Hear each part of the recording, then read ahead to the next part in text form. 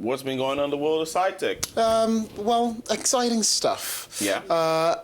We're going to talk about something related to science today, about health and the heart, artificial heart, and then the very amazing Ghanaian designer who released a 3D printed sneaker model. Wow. So it's exciting, yeah. Wow, really? Yeah. We're looking forward to it. The floor is yours now. Okay, merci beaucoup.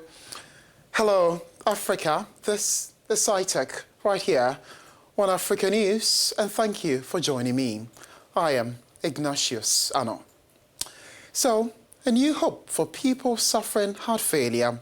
In China's Fuwai hospital, the transplant of an artificial heart has gotten one man out of his bed.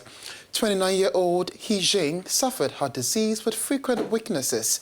But now, thanks to the artificial heart pump, he's living life.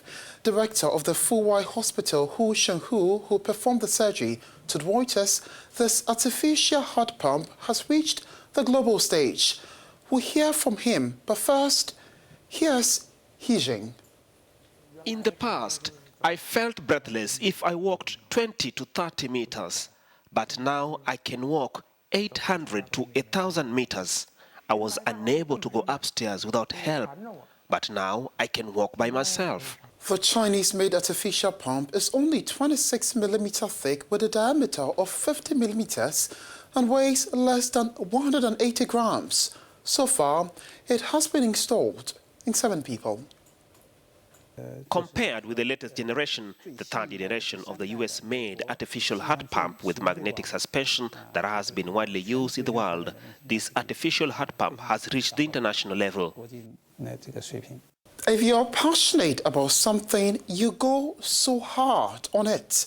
Now that's the case for a Ghanaian clothing designer, Jeremiah Obuobi.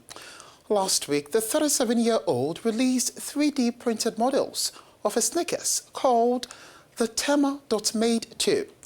Now, 3D printing is said to be on the increase the world over, from building houses, cars, and even shoes, you just name it. Obuobi tells me he uses the rhinoceros 3D modeling to create the shoes.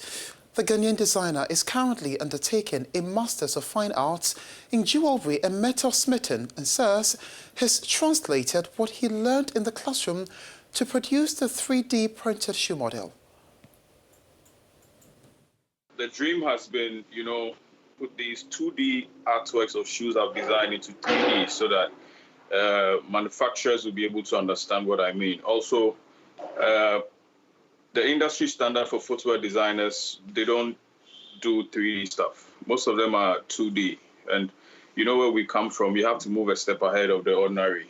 You get what I'm saying? So what you saw, they are not 3D printed. Even though the software I use, the Rhinoceros software, you are able to input specific figures and then you're able to feed that into a CAM machine, computer-aided manufacturing machine, or a 3D printer, and it could be printed. I haven't actually printed any, but it can easily be translated because it's just the file format that has to be fed to the 3D printer to print it out.